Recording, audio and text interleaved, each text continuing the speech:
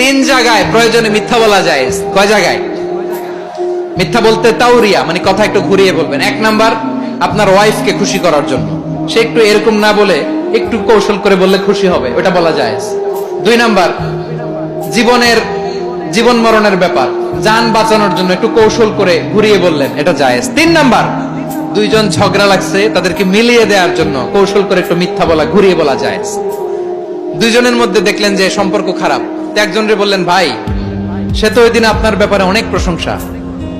কি আমার ব্যাপারে প্রশংসা? তার সাথে তো আমার মারাত্মক সম্পর্ক। কি বললো? এই বললো আপনি নাকি এই করছেন ওই করছেন, অনেক প্রশংসা।